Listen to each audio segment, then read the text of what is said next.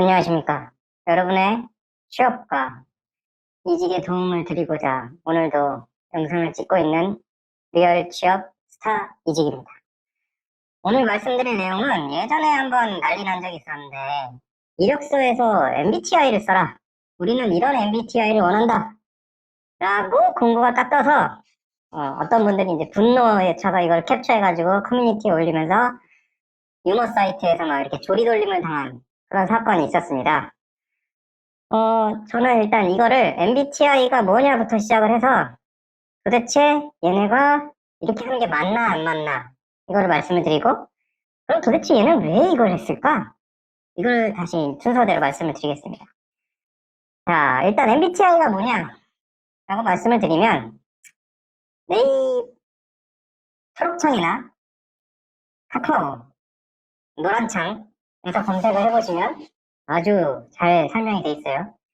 마이어스와 브릭스가 어쩌고저쩌고, 이거는 마이어스, 브릭스, 융, 이거는 다 심리학자들 이름이에요. 이 심리학자들이 결과적으로는 되게 사람들을 평가를 한다든지 성격을 알고 싶은 거지. 예를 들면 심리학자는 항상 그걸 고민하는 거잖아요. 이 사람의 심리가 뭘까? 네? 이 사람은 도대체 왜 이렇게 행동을 했을까? 이런 것들을 되게 궁금해하는 사람들이 심리학자라서, 그래서 이 사람들의 기본적인 성격이 뭐지? 이 질문에 대해서 답을 하기 위해서 만든 어떤 하나의 시험이다. 이렇게 생각하시면 돼요. 정답이 없는 시험. 이런 종류의 그 심리 테스트들은 굉장히 많습니다. 우리가 이제 가볍게 장난으로 하는 뭐 심리 테스트라든지, 아니면 예전에 한번 우리나라를 강타했던 그 혈액형별 성격 유형 뭐 이런 것들. 혈액형별 성격 유형은 전혀 근거가 없는 거고요. MBTI는 과학적으로 근거가 있어요. 그러니까 여러 사람들을 테스트를 해보는 거야. 여러 사람들을 테스트를 해봐서 이렇게 저렇게 이렇게 분류를 해보는 거예요. 이 사람은 이런 성격이 있고 이런 행동을 하고, 뭐 테스트를 이렇게 해봤더니 이런 결과가 나오고, 이거를 오랜 기간 동안 누적을 해서 결과치를 만들어낸 게 MBTI예요. 근데 MBTI는 왜 많이 쓰이냐? 일단은 되게 쉬워요. 일단은 되게 어떤 사람들이 곤란해하지 않는 질문들이나, 아니면은 어떤 이런 성격 유형이 있구나, 이런 약간 가볍게 접근할 수 있는 그런 시험이라서 시행이 쉽고 간편해요. 그러다 보니까 뭐 직장이라든지 군대, 학교 이런 데서 꽤 많이 쓰이고 있어요. 성격적 특성이랑 행동과의 관계를 이해하도록. 이게 근데 참 여기서 한 가지 이제 생각을 해봐야 될 게, 왜 조직에서 그거를 자꾸 이렇게 쓸까? 조직에서. 그러니까 우리가 취업을 하던 이직을 하던 어떤 조직에 들어가는 거잖아요. 그죠? 뭐 내가 뭐 개인 사업자 밑에 이제 들어갈 수도 있겠지만, 이제 보통 그런 것들이 이제 가족 같은 회사가 되는 경우가 꽤 많고, 그런 걸 피하기 위해서는 좀 사이즈 있는, 좀 규모가 큰, 이제 막 갑질을 하더라도 조직적으로 갑질이 불가능한, 막 뭐 갑질을 감시하는 조직도 있고, 막 이런 복잡한 대기업, 이런 데 이제 가고 싶은 거잖아요. 이런 조직들은 되게 궁금할 거란 말이지. 왜? 성격 유형들이 되게 궁금해요. 과연 저 사람들은 어떤 성격 유형을 가지고 있고 어떻게 행동을 할까? 예를 들면 회사에서 갑자기 일거리를 이만큼 던져줬을 때 ISTJ는 어떻게 행동을 하고 ENTP는 어떻게 행동을 할까? 뭐 제가 뭐 정확하게 다 잘은 모르지만, 뭐 I 성향이면 혼자 막 고민을 하는 스타일이겠고, E 성향이면 막 여기저기 물어보러 다니겠죠? 그죠? 그런 사람들을, 그런 다양한 사람들이 있을 거예요. 그래서 이 수많은 사람들이 모였는데, 이 사람들이 과연 시너지를 낼 수 있냐 없냐, 과연 이 사람들을 일을 시켰을 때 자기들끼리 싸우고, 아니면은 막 갈등이 너무 심해지고 이러지 않고 굉장히 일이 잘 돌아가고 이러냐, 이런 걸 되게 알고 싶은 거예요. 그죠?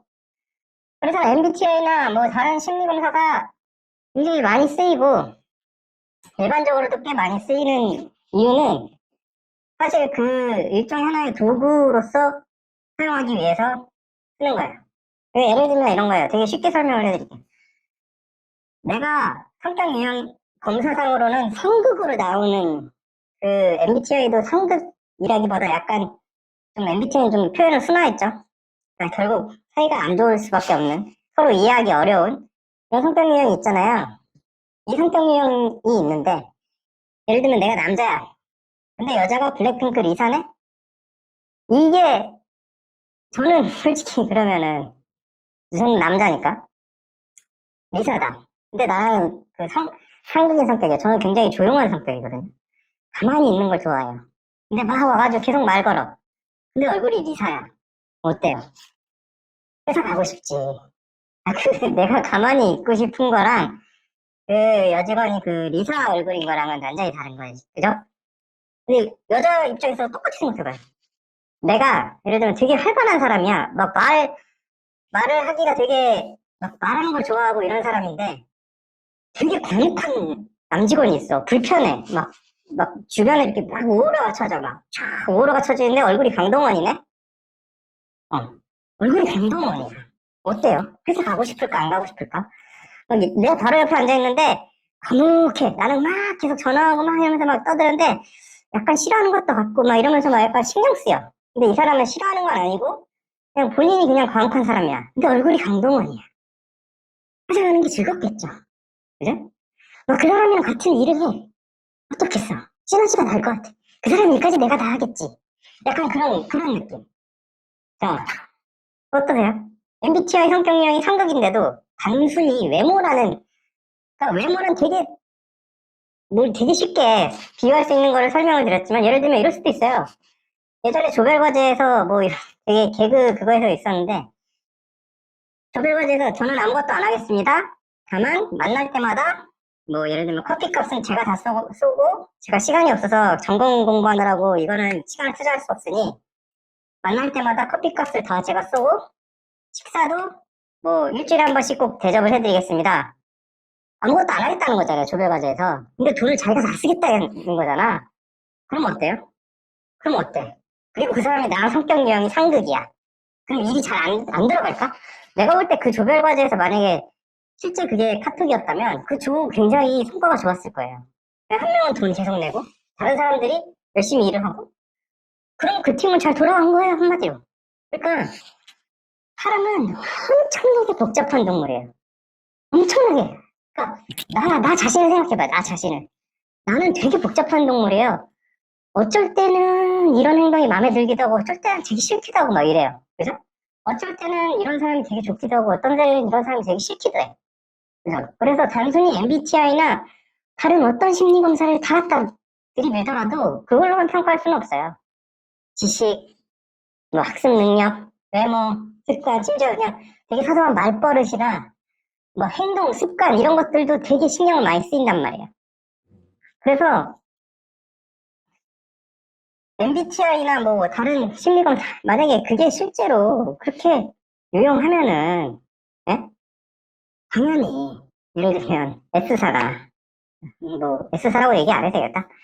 삼성이나 현대, SK 이런 유수의 기업에서 그냥 예를 들면 그냥 다 그 심리검사로 평가하죠 그냥. 그리고 심리검사 다 분기별로 그 심리검사 아니면 반기별로 해 1년마다 한 번씩 해. 그런 다음에 그걸로 팀 짜. 이렇게 얘기하지. 야 그러면은 왜 그렇게 하면 되잖아요. 뭐하러 복잡하게 이거를 KPI를 키 퍼포먼스 인덱스라고 하는데 평가하는 기준을 어떻게 짜니? 이거를 팀장들이랑 논의하고 임원들끼리 막 박 터지게 싸우고 임원들도 이제 자기들 밥그릇 때문에 굉장히 싸우는데 이런 걸 뭐하러 해요? 그냥 그 신경 써지. 그죠? 아니 그게 불가능하단 말이에요. 안 돼요 그게.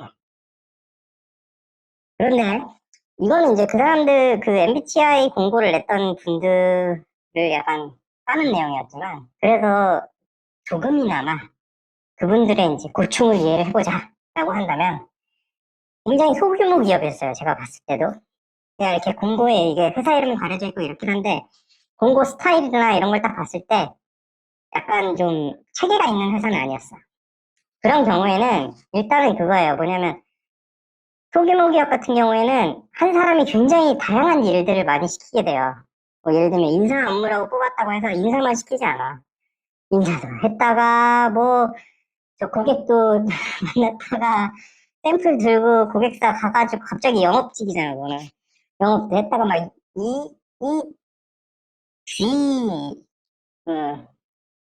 를 한단 말이에요. 그러면은 요런 것들을 이제 생각을 해보고, 그리고 그러면 만약에 한 명이 들어오는 게 굉장히 중요한 거야, 이 사람들 입장에서는.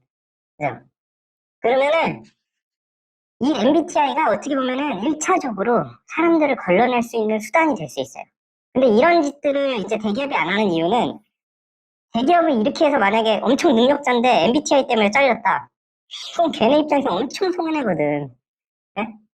그래서 그런 짓을 안 하는 건데, 소기업은, 특히나 소기업은 진짜 1차적으로 걸러낼 수 있는 수단이 많지 않잖아요. 예를 들면 인성검사, 적성검사, 뭐 필기시험, 면접 이런 것들이 다 결국에는 사람들을 채로 걸러가지고 우리 회사에 가장 잘 맞는 사람을 하나 뽑겠다는 거거든요.